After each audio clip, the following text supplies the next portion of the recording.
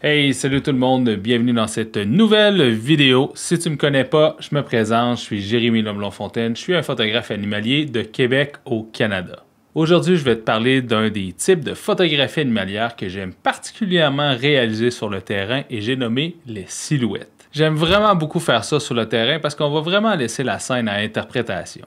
On montre juste une forme, aucun détail, on est vraiment à l'opposé de la photographie documentaire. On va pouvoir recréer l'ambiance qu'on avait sur le terrain et créer une image qui a une émotion très forte. Mais avant d'aller plus loin, je te présente quelques-unes de mes photographies de silhouettes préférées.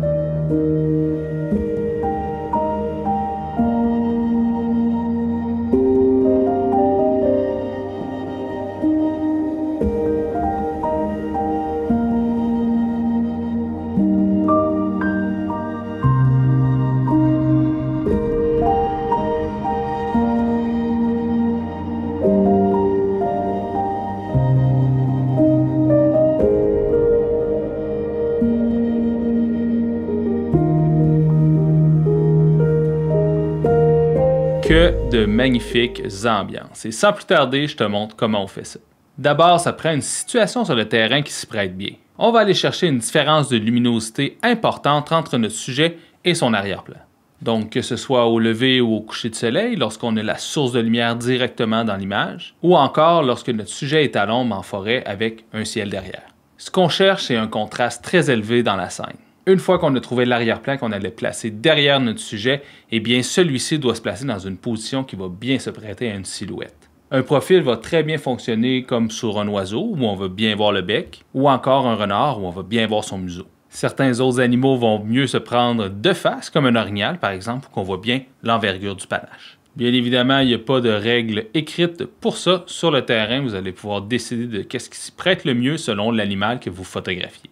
On a maintenant nos deux éléments principaux, un arrière-plan lumineux ainsi qu'un animal qui est bien placé. On va ensuite se déplacer sur le terrain pour avoir vraiment la meilleure combinaison des deux. Lorsqu'on photographie en forêt, personnellement, j'aime mieux avoir un arrière-plan qui n'est pas trop lumineux parce que ça attire l'attention, mais ici, c'est exactement ça qu'on veut.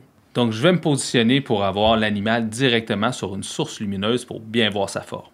On peut même masquer certaines portions de l'image en se plaçant avec un avant-plan très près de l'objectif et qui va devenir hors focus. Au niveau des réglages, on va y aller en mode manuel parce qu'on peut vraiment aller chercher le rendu qu'on veut avoir. Le mode manuel va nous permettre de régler nos trois facteurs d'exposition, soit la vitesse, l'ouverture et la sensibilité, complètement manuellement. Ce qui veut dire qu'on a le plein contrôle sur le rendu de l'image. On va sous-exposer la scène pour vraiment aller mettre l'emphase sur la forme de l'animal et non sur le détail de ce dernier. Personnellement, je vais souvent choisir un ISO bas, donc ISO 64 ou ISO 100 selon le boîtier que j'utilise, ainsi que ma pleine ouverture, souvent en f2.8 pour bien isoler mon sujet, et ensuite je vais mettre la vitesse en conséquence des deux autres paramètres. Avec les boîtiers qu'on a aujourd'hui, la gamme dynamique est vraiment rendue trop étendue pour aller chercher une vraie silhouette directement à la prise de vue. La gamme dynamique, c'est la capacité du boîtier à capter à la fois des hautes lumières et des basses lumières. Donc, même si on sous-expose notre scène, on va souvent avoir du détail dans les zones sombres. C'est pourquoi je vais appliquer des réglages de développement dans un logiciel de retouche comme Lightroom. Je vais tout simplement augmenter le contraste en écrêtant les noirs ainsi que les hautes lumières pour vraiment aller chercher cet écart-là qu'on avait à la prise de vue. On peut le faire directement dans le boîtier aussi si on veut photographier en JPEG en allant dans les réglages d'image. C'est là toute la difficulté de bien développer une image dans un logiciel de retouche parce qu'on veut vraiment aller chercher l'ambiance qu'on avait sur place. Et un appareil, ça capte des 0 et des 1, ça capte pas l'émotion d'une scène. C'est d'ailleurs le défi principal de la photographie animalière en général. Et voilà, on arrive avec un résultat qui est tout simplement sublime. J'espère que cette vidéo va t'aider à réaliser toi-même tes propres silhouettes. Si c'est le cas, clique j'aime, commente et partage, c'est toujours extrêmement apprécié. N'hésite surtout pas à t'abonner à ma chaîne pour avoir plus de contenu comme cette vidéo. Je tiens à remercier mon partenaire Lore Photo ainsi que tous mes membres Patreon pour leur support. Et nous, on se dit à la prochaine. Ciao tout le monde!